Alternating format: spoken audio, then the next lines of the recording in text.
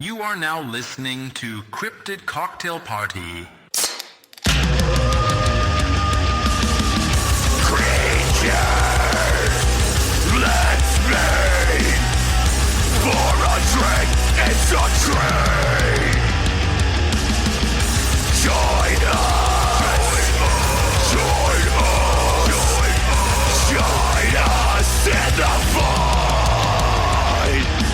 Cryptid Cocktail Party. Cryptid Cocktail Party.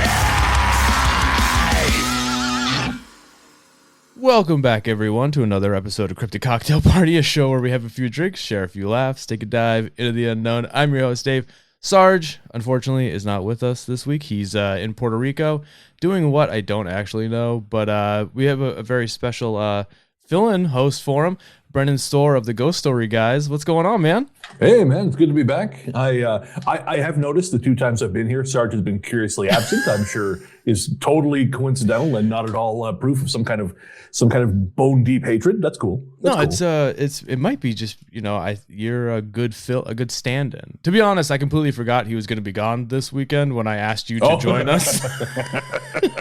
I love it. I'll always be your stunt Sarge, so you can always count on me. I appreciate that, man. But how's it going? You're looking good.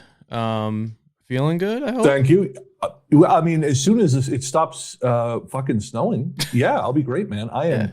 I was telling you, I'm done. I drove into Toronto last night with a friend to go hang out, and it's been clear as anything. It was clear the whole way in. The last half hour of the drive, just complete whiteout conditions. Oh, and I woke up to more snow on the ground. I'm just not going outside today. I just refuse. This is my protest against God and all his angels. Going outside is overrated anyways. I mean, you don't really have to do it. I mean, DoorDash exists, Uber Eats exists. Fucking, you don't have to leave for anything now. Believe me, I know that DoorDash exists. So does my bank account. Good Lord. I found a pizza joint I really like that has these great wings, and it's been bad, man. I'm on first name basis with the delivery driver. That's never a good sign. But I mean, they could hook you up with free wings at some point. You know, that rapport is really important for future food deliveries. Well, you'd think, but my order last time came with 2 cans of Diet Pepsi, which is hilarious, I know. But I went to drink one, and I swear to God, it tasted like poison. I spat it in the sink, and I thought, "What? Jesus, is this what I've been drinking this whole time?" Well, I checked the bottom. It's expired by almost a year. Oh, God. So they're clearly thinking, look, the human trash can will eat anything we send him.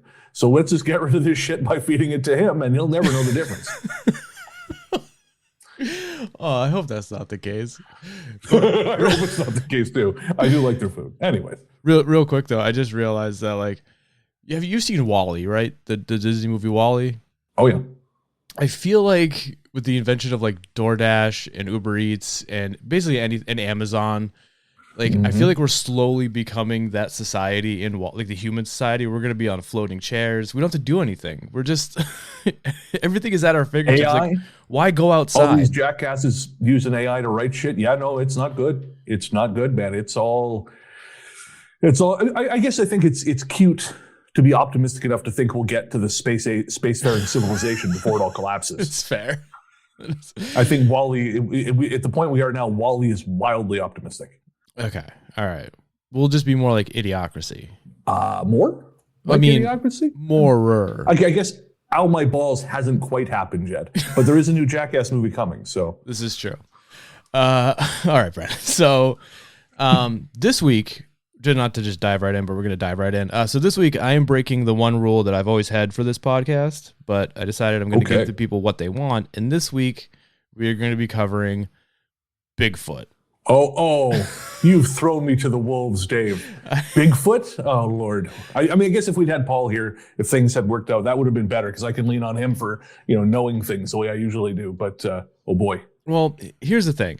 I don't believe in Bigfoot. I think he's boring. I think it's just I don't know. It just seems, how do I word this? I don't know. I just don't like Bigfoot. That's the best. I just don't like him. I lent him $12 in 1997. He still keeps ducking me whenever I see him on the street. Yeah, well, there's just something about Bigfoot that to me, the reason why I don't is that it's one of those cryptids where I feel like the explanations, but like the goalpost for why and what it is just seems to shift. Like, oh, we don't have any bodies. Well, that's because it's no longer flesh and blood. It's interdimensional. And when they die, the bodies get to, you know what I mean? Like, it's, I will get into it. We're going to get into it because I did kind of go it, but I take it you're familiar with Bigfoot? I am familiar with Bigfoot. When I wrote my book, A Strange Little, I'm kind of like you. I'm not really a Bigfoot believer exactly, but I've spoken to people whose judgment I trust, who have told me they've seen something in the woods with which they are intimately familiar, that does not make sense to them. So I'm open to that. I'm open to there being something, but the lore and all that stuff, I don't know. I'm like you. Where's the body? Where's the fur? Yeah. Where's the, and as we'll get into it, there are some theories, but it's that thing where you're answering a question with a series of questions. Exactly. And so like, I don't know. I have a hard time with Bigfoot, but again, I've talked to people, I've seen some stuff myself. Yeah. I don't know. Well, and I guess we should always say this, and I don't say this before every episode, but I feel like I should start, is that even if it's something that I don't believe or we as a show don't believe, I believe that you believe you saw something. Like, I'm not discrediting what you believe or your experiences. But like my own personal thing, I think Bigfoot is fucking bullshit. But and if you disagree, you should send all your angry messages to @Sarge the Destroyer. Yes. But before we get into all like the plaster casts and Nokia brick phone videos, we have to rewind a little bit and talk about something that I think Bigfoot enthusiasts or even like cryptozoology enthusiasts as a whole seem to forget, or they're just kind of like willfully ignoring. And that is that Bigfoot, like as we know him today, didn't just appear out of nowhere. Across the Pacific Northwest, many indigenous nations had traditions about like wild people, forest beings, giants, or just like a non-human presence that lived, beyond the edge of the village. And here's the part that most Bigfoot people don't seem to understand. Like, those stories were not zoological field reports. Like, they were they were cultural narratives. They were tied to a place, morality, kinship, spiritual boundaries. In some traditions, these beings were dangerous, sure. In others, they were sort of like a protector. And as we've seen time and time again, like with the Wendigo or skinwalkers, modern cryptozoology tends to take those stories and go like, see, that's historical evidence that this shit is fucking real. But that's all just like a reframing. And we here at Cryptid Cocktail Party have always had like a strong stance against reframing. Even indigenous scholars and writers have pointed out that extracting like those traditions and flattening them down to proto Bigfoot sightings can be kind of reductive, because once you turn a living culture narrative into nothing more than evidence that Bigfoot is real, you kind of strip it of context. So yeah, the idea of a powerful wild being in the forest is old. The idea of like an undiscovered primate living in the forests of North America, that's more modern. I hope that makes sense. That makes total sense to me. This is one of those, man, if Paul had been on the show, he'd be coming at you like a spider monkey. God, no, I won't say what happened, why he had to go away, but I'm saying God did it so he wouldn't kill you. I was kind of hoping he would be here because I need pushback on this. He would reach into your chest like molar ram and just pull your heart out beating through the internet. But this episode it's not going to be like a Bigfoot debunking episode. It's just, we're just going to talk about Bigfoot. That's all it is. I promise. Put Bigfoot on blast. So what is Bigfoot? Like the modern version of Bigfoot? Well, when most people picture Bigfoot, we all kind of have a very specific creature in mind, just like a massive upright figure, usually between 7 and 9 feet tall, broad shoulders, long arms, covered head to toe in dark brown or black hair, and built just like an absolute brick shit house. Its face is often described as human-like, but not quite human, kind of like a mix between a human and a primate with like a heavy brow, like a flatter nose. And then, of course, there's the feet. Large, human-like. They usually, like, according to like some like the casts that people make, they're anywhere between 14 to 17 inches long. So, he's Bigfoot. Which Bigfoot's a shower, not a grower, is what we're saying. Yeah, he's hogged out. So I'm writing that one down. Hogged out. So that's like the default. Like that's the version of Bigfoot we all know and love. Like I'm sure that's the one that if you picture a Bigfoot, that's what you're seeing, like Harry and the Hendersons. You're not picturing anything different than that. Every time I'm alone in my room, that's what I picture. Dave. That's what I picture. When I have a quiet moment, when you see the candles in the background, candles are going. It's me and the foot. You're a Bigfoot guy? Hey. All right. So, yeah, me and Quentin Tarantino. Yeah, great. So the key thing to remember, though, is that this version, again, is modern. And we can actually kind of watch it take shape over time, like how we got from where Bigfoot started to where it is now. So the Bigfoot story, like the modern Bigfoot story, starts in August of 1958 when a road construction crew working in the Bluff Creek area of Northern California began finding like large footprints around their job site. The prints looked like bare human footprints, but much larger than the average foot. Again, it was like around 16, 17 inches long. One of the crew members, Jerry Crew, which is fucking... That's a great name for a crew member. J. Crew? J. Crew. Come on. What is this usual suspects ass story? So he took it upon himself to make plaster casts of the tracks and brought them to the Humboldt Times, a newspaper based out of Eureka, California. And on October 6th, 1958, editor for the Times, Andrew Gonzoli, ran a front page story about the mysterious prints, and it's actually from this article that the name Bigfoot originates from. They used it once, and then the name just kind of stuck. So once that article was published, the story didn't stay local very long. Wire services picked it up, and within weeks, like news outlets all over the country were running their own version of the Bluff Creek footprint story. And by the end of 1958, Bigfoot was full-on national news. Then, just about like around 9 years later, on October 20th, 1967, Roger Patterson and Bob Gimlin were horseback riding along Bluff Creek in the same kind of general region that the original prints were discovered. And as they were coming around a bend, they saw a large humanoid figure walking across the sandbar. Now, Patterson, a self-proclaimed Sasquatch enthusiast, just so happened to have his 16mm camera with him, so he dismounted and began filming. Now, the footage is short, just under a minute. We've all seen it. We've all seen the Patterson Gimlin footage.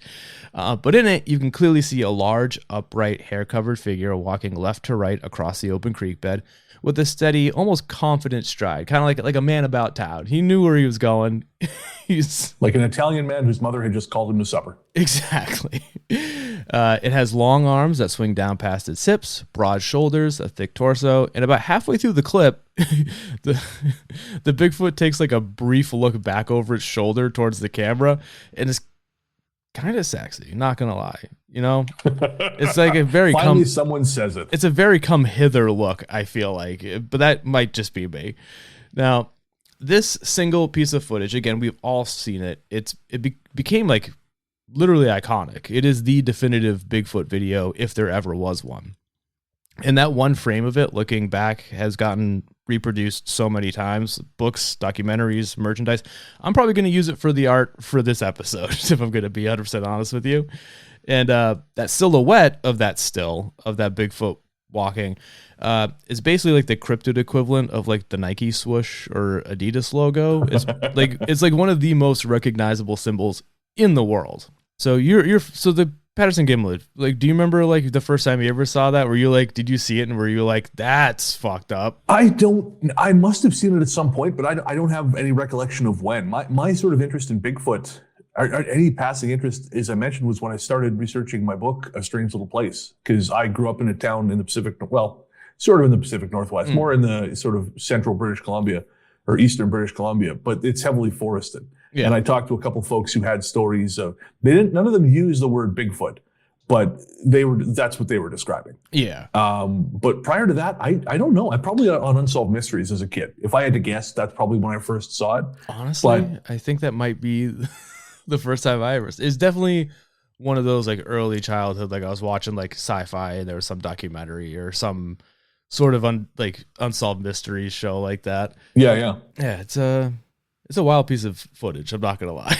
100%. I mean, yeah, it's striking, and I'm sure you're going to cover it. Like people have a million people have claimed credit for it or for like the suit, and I would, because that sounds like a fun gag. Oh yeah. And it's not impossible that someone would pull a prank like that. I know everyone says, well, why would someone go out in the woods to fuck with somebody else? But I actually know a guy through a friend who does just that. He goes out into the woods and just fucks with people, not in a Bigfoot costume, but he'll build things. He's an incredibly skilled creator of things, and he will build elaborate looking monsters, put them in the woods for people to drive past once. And the second one person drives past it and you hear like the brakes screech or whatever, and he just goes, grabs it, takes it away.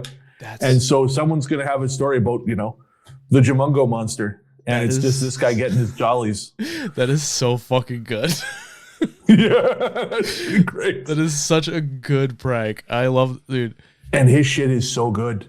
It would fool anyone. His stuff is incredible. I can't say who it is, but he's incredibly gifted, and he's a real bastard.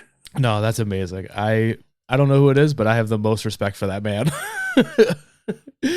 Now, whether that film shows an undiscovered primate or just a man in a costume, we're not here to debate that. What matters is the cultural effect it had. It standardized Bigfoot. Like from this point forward, most modern Bigfoot descriptions all started sounding pretty similar. Hairy, upright, long-armed, walking with that very familiar gait. So before 1967, Bigfoot was mostly just footprints and stories. Now he has a body. And once you give something a frame of reference, like a body. And what a body. People start measuring everything against that. So from this point on, when someone says they saw Bigfoot, they aren't describing some vague wild man in the woods. They're describing something that either looks like that film or doesn't. And this is where things start getting fun, because as sightings started coming in from outside of Northern California, the creature kind of started shifting. It's still Bigfoot, but sometimes it's shorter, bulkier. Sometimes it's white or has glowing eyes. Sometimes it smells so bad it becomes its defining feature. I mean, the silhouette stays the same, just some of the details don't, because once you start getting reports from a bunch of different states, Bigfoot becomes sort of like an accent, distinct to that specific region. And that's where we get into regional Bigfoot variants. You ready to dive into some of these? Oh, yes. I am ready. I love the idea of Cajun Bigfoot. He's just got a piece of straw clamped between his teeth and he's playing a jug. I mean, I'm all for this. You're not far off. So first up, we got Florida's Skunk Ape. This one, still upright, still hairy, but with a few small differences. This guy's usually found in thick swamps, palmetto scrubs, just like your typical Everglades type terrain. He's a bit shorter, usually clocking in at about 7 feet tallish, and has more of a reddish brown or orange colored fur instead of the normal brown or darker colors you would find on your standard Squatch. But as I'm sure you can tell by the name, his defining trait is that he's a very stinky boy. I was going to say, all the blow he's doing down in Florida, he doesn't have time to shower. Witnesses have described its smell as rotting garbage, dead fish, skunk spray, sulfur, and wet dog that has been just baking in the heat and humidity. So it's not one or the other. It's all those, but hot. Sounds like the Gulf Coast to me, brother. Then we got the Ohio Grassman. This is just corn-fed Bigfoot. It's not much different. He's than voting against his interests. Yeah, it's not any different than Bigfoot. He's just more of a dickhead, I guess, in the sense that most of the reports talk about it throwing rocks and being very aggressive. Then you have the Mogollon monster from Arizona. This is just desert Bigfoot. This one's described as about 7 feet tall, covered in dark hair. But one recurring detail is that this one has like bright red eyes, and a lot of the stories emphasize rock throwing and intimidation behaviors, which leads me to believe he is also a dickhead. And he smells real bad too. That's another thing. He smells like rotting meat. Not great. And there are like a million of these regional variants, and then there's like regional variants off the regional variants, like the Ohio Grassman. There's a version of that called Orange Eyes, which is just the same thing but with glowing orange eyes. So they get like even more niche and weird as you go down. Are we going to cover Blue Eyes? No, we're not going to cover old Blue Eyes. Okay, because blue eyes is a great story. Look it up. We actually did an episode on it for Ghost Story Guys. It's in 1974. Allegedly, this creature terrorized Edwards Air Force Base. So yeah, go check out Go check out the Legend of Blue Eyes and Ghost Story Guys. Oh, so we're not talking about... No, not Frank Sinatra terrorizing Southern California. He did that in a different way. See, my favorite... You thought I was making a Sinatra, you fool. I thought you were making clown. a Sinatra joke first. No. But there is a great... Jackie Mason was terrorized by old Blue Eyes. I believe that. There's a great joke that the comedian Jackie Mason used to keep making fun of Frank Sinatra because he was dating Mia Farrow, who was way, way younger. And Jackie Mason... and Sinatra went up to him and basically said, "Hey, this should stop." And Jackie Mason, of course, went, "Go fuck yourself." And he'd make jokes like Frank takes off his toupee. Mia has her mom brush her hair. You know, he brushes his teeth, or she brushes her teeth. He takes out his dentures. And finally, someone broke Mason's jaw. Jesus Christ. And then they fired some shots into his hotel room. And he made that part of his act. He's like, "I don't know who it was, but I heard the guy going doobie doobie doo as he walked away. So I have my suspicions." And then I think someone busted his jaw. And I think that was the end of the Sinatra jokes, which would do it for me. Yeah. But that also does sound like he's terrorizing Southern California. Just like Blue Eyes and Edwards Air Force Base. But no, I'm not familiar with that story, but now I'm definitely going to have to look that up because that sounds fun as shit. But there's a million of these, but the last one I'll go over with you is one from your neck of the woods, kind of, and that's Old Yellow Top from Ontario. Sweet. This is described as a large, dark hair covered figure, but just that the fur is blonde around its head. That's the only difference. So it's just a really hairy hockey bro. There's Italians out there who look like that, Dave. Yeah, pretty much. They're everywhere. They will also fire shots into your door if you piss them off. I've learned this. Well, I'm gonna try to avoid that.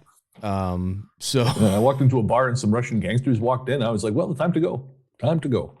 Yeah, but just start talking about hockey. You'll be fine. It'll be like a heated rival situation. No, I don't want that either. I've seen that show.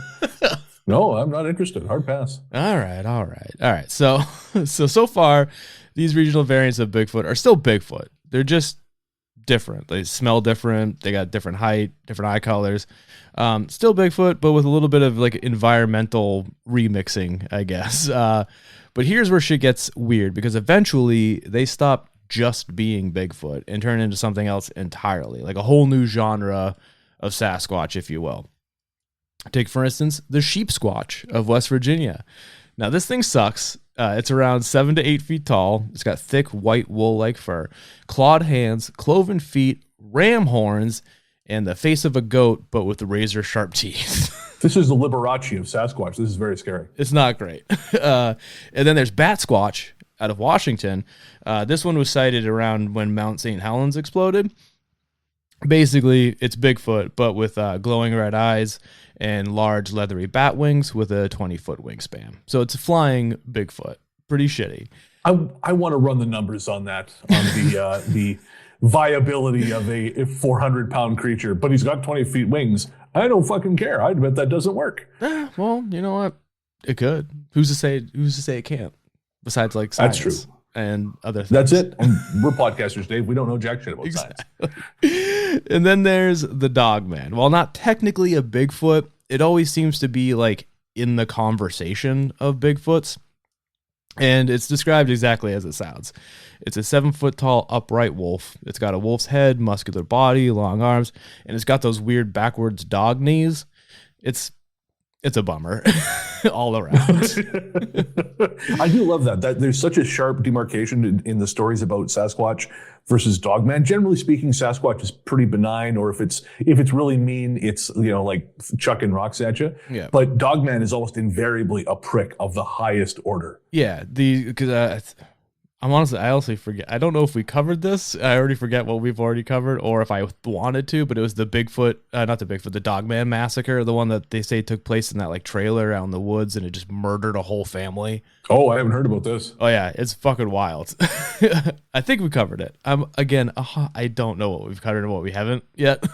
That's what happens, Dave. You do this long enough, you forget anything you've talked about. Your listeners will be like, no, remember this episode? You'll be like, man, I love you, but I don't. Mm-hmm. I don't at all. It's not because I don't care. It's because I've done so many of these. I cannot possibly keep it all in my head and still remember to blow my nose. Like, there's a limit of functionality. Yeah, I find I start forgetting things that we've covered and also the details. People ask me like, oh, you covered this, but it's like, dude, I'm sure I said that.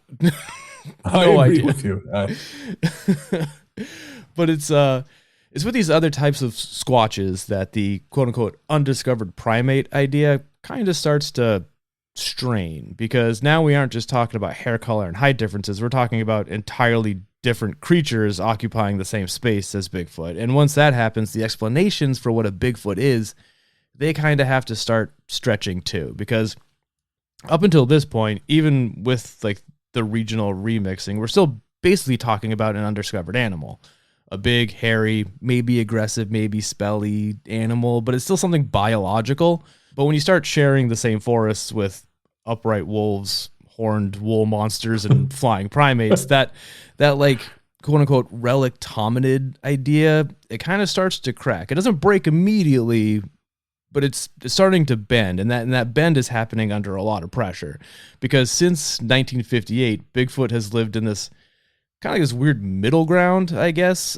I don't know. It's like there's been like thousands of sightings, plaster casts. There's, the footage. There's conferences, databases, entire TV shows built around finding this fucking thing. But yet, no body. There's no skeleton, no skull, no specimen. There's no like broadly accepted DNA sequence. Like for almost 70 years now, Bigfoot has existed as something constantly reported on, but never definitively captured, I guess. Like a successful Republican economic policy. Exactly. No, there has been attempts to kind of do that. Like in the early 2000s, I don't know if I remember this happen. I don't know if you do. There was the Sasquatch Genome Project where they claimed that they sequenced Bigfoot's DNA. It got a lot of attention, but it also did get a lot of pushback because it's kind of fucked up. But it was mostly over like the methodology and like publication standards. I guess not so much about like the actual DNA, but it never gained. You tell me the Sasquatch Genome Project doesn't have rock solid scientific methods established?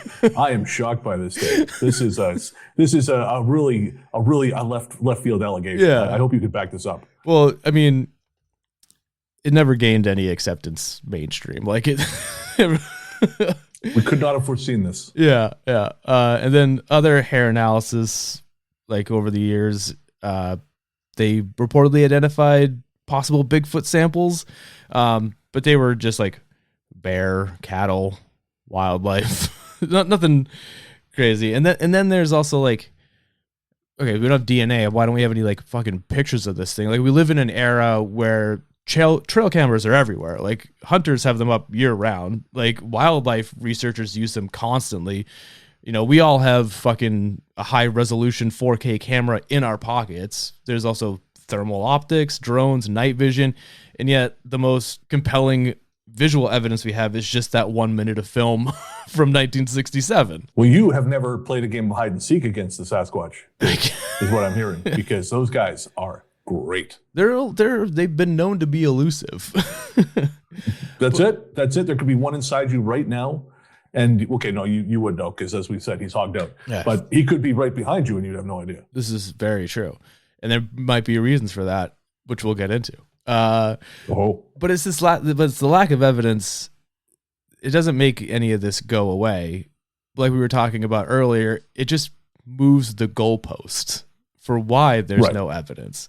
For some, to be fair, for some researchers, the answer is still like biological. They're just extremely rare, extremely intelligent, and avoids humans, and it lives in the forest. It's like one of the most remote terrain anywhere. For others, especially as time goes on and there's lack of evidence, that idea kind of shifts. Bigfoot isn't just elusive, it's fucking super elusive. It appears and disappears.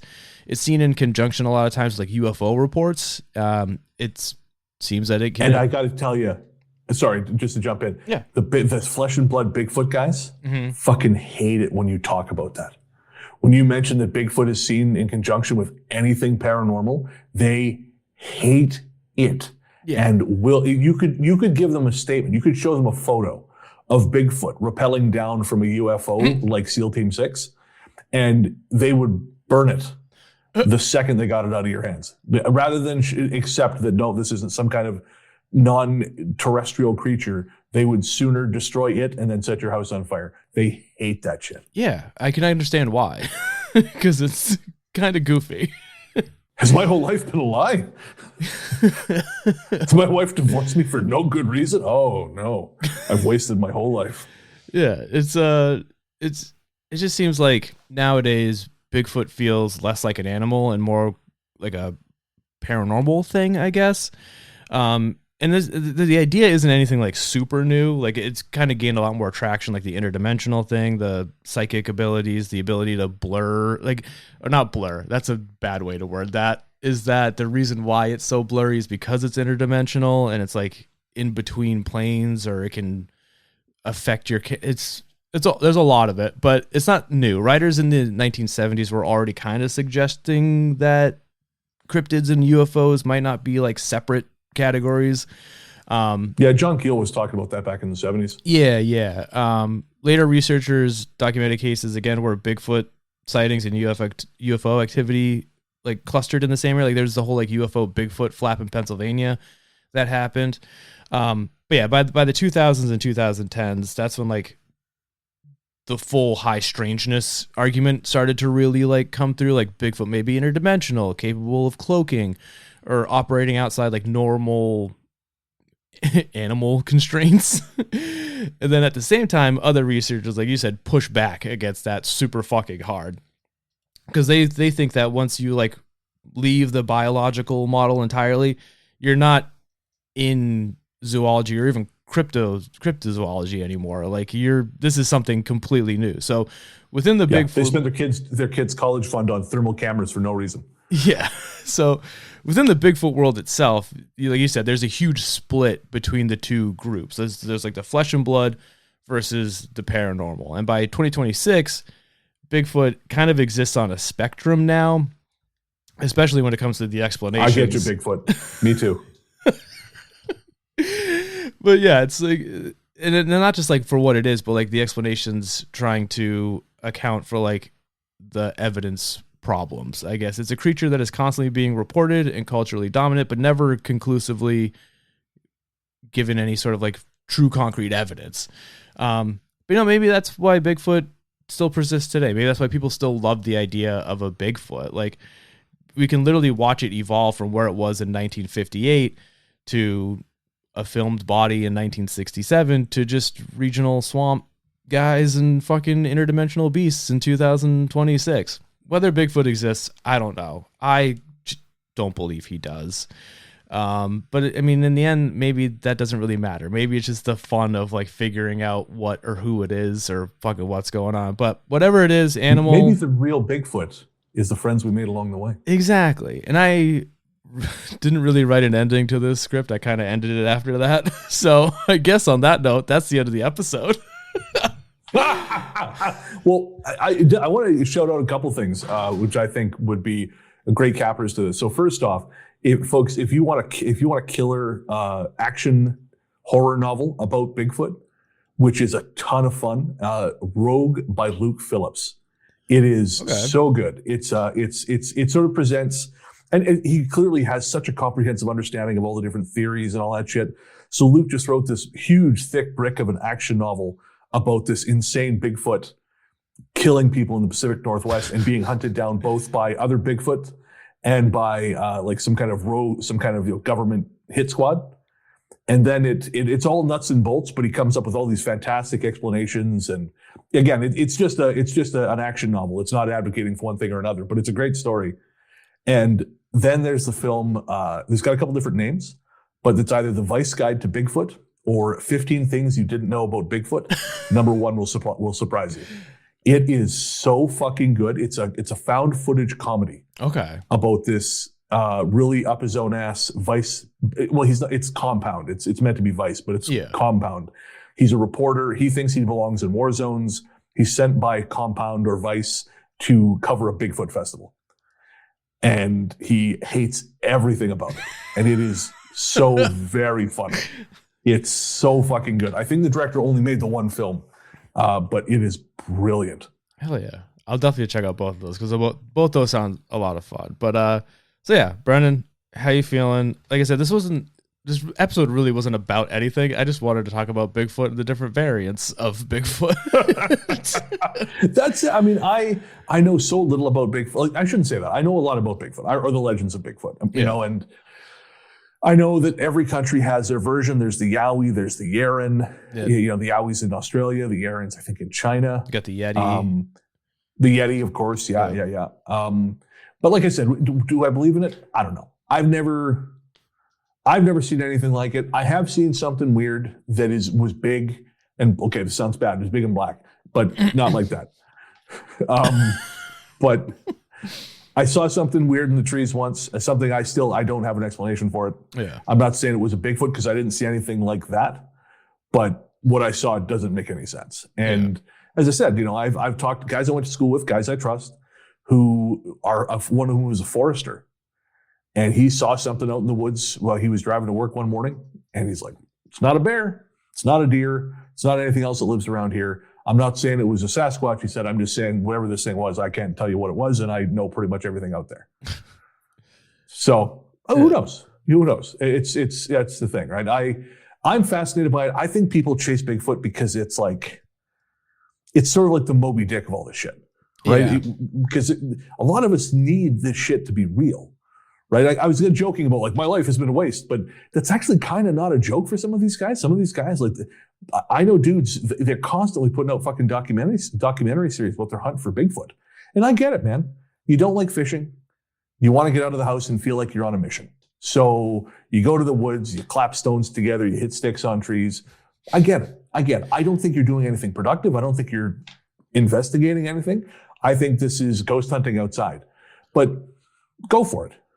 Yeah, honestly, ghost hunting outside, that's a great way to word that. I've never thought of it like that before. It is essentially just ghost hunting, but outside. Yeah. You're like, did you hear something? I thought I heard a knock. I thought I heard a... Yeah. And I mean, there's some guys like Travis Watson, W.T. Watson. He's actually talked a little bit about that. He calls it the forest poltergeist. But he talks about how like some people will talk about if the shit that happens outside that everyone says is Bigfoot, if it happens inside, it's a poltergeist. And so, you know, he talks about kind of this weird crossover where we need this shit to be the things we say they are because we like to tell ourselves stories. But, you know, odds are if any of it is true in any kind of way, if anyone is actually seeing something and they're perceiving it as a Bigfoot or a whatever the fuck, it's only because we need to make sense of the thing we're seeing. Like I said, the thing I saw, I could lie. I could tell you I saw Bigfoot stepping behind a tree, but that's not what I saw. I saw something completely different. I won't. It's your show, so if you want to hear the story, I'll tell you. But otherwise, that's fine. But yeah. So it's like, but a lot of people need that. A lot of people need to say, well, it's you know, I saw Class B poltergeist, clearly, you know, from he had a little bit of blonde hair, so I think he was from Ohio. Yeah. You know, he talked a lot about I don't know, I can't think of any specific Ohio references. He talked a lot about that shit chili they have in Cincinnati.